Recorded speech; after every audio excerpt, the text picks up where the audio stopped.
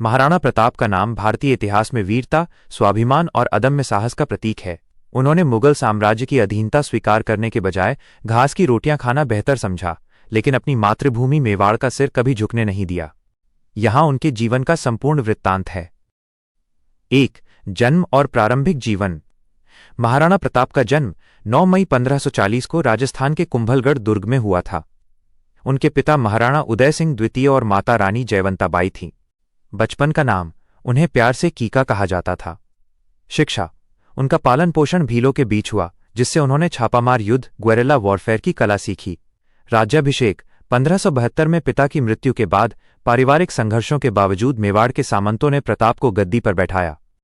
2. जीवन का संकल्प और मकसद। जब प्रताप राजा बने तब दिल्ली पर मुगल सम्राट अकबर का शासन था। अकबर अपनी कूटनीति से लगभग सभी राजपूत राजाओं को अपने अधीन कर चुका था, लेकिन प्रताप ने स्पष्ट कर दिया कि वे स्वतंत्र रहेंगे। भीष्म प्रतिज्ञा। उन्होंने प्रतिज्ञा की थी कि जब तक वे चित्तौड़ को मुक्त नहीं करा लेंगे, वे सोने चांदी के बर्तनों में खाना नहीं खाएंगे और कोमल बिस्तर पर नहीं सोएंगे। वे अपना पूरा जीवन घास पर सोकर और पत्तलों पर खाना खाकर गुजारेंगे। 3. हल्दी घाटी का युद्ध 18 जून 1576। यह भारतीय इतिहास का सबसे भीषण युद्ध माना जाता है। एक तरफ अकबर की विशाल सेना, जिसका नेतृत्व मान सिंह कर रहे थे, थी, और दूसरी तरफ प्रताप के मुट्ठी भर वफादार सैनिक। चेतक की वीरता। प्रताप का घोड़ा चेतक हवा से बातें करता था। युद्ध में घायल होने के बावजूद चेतक ने प्रताप को सुरक्षित निकालने के लिए 26 फीट का नाला पार किया और अंत में अपने प्राण त्याग दिए। झालामान का बलिदान। जब प्रताप घिर गए तो उनके सेनापति झालामान ने प्रताप का मुकुट स्वयं पहन लिया ताकि दुश्मन भ्रमित हो जाएं और प्रताप सुरक्षित निकल सकें।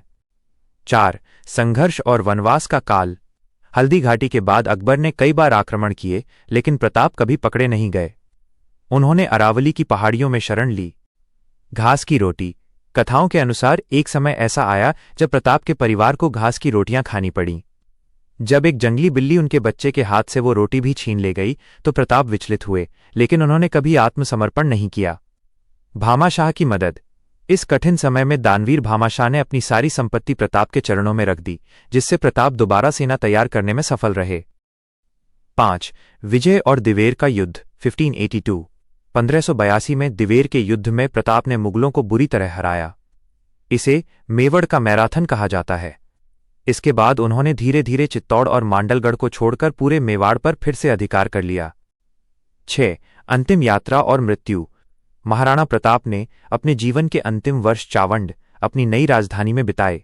देहावसान। 19 जनवरी 1597 को एक शिकार के दौरान धनुष की डोरी खींचते समय उन्हें गहरी चोट लगी, जिससे उनकी मृत्यु हो गई। अकबर की प्रतिक्रिया। कहा जाता है कि प्रताप की मृत्यु का समाचार सुनकर अकबर की आंखों में भी आंसू आ गए थे, क्योंकि वो प्रताप के चरित्र और वीरता का बहुत सम्मान करता था। निष्कर्ष। महाराणा प्रताप केवल एक राजा नहीं, बल्कि एक विचारधारा हैं।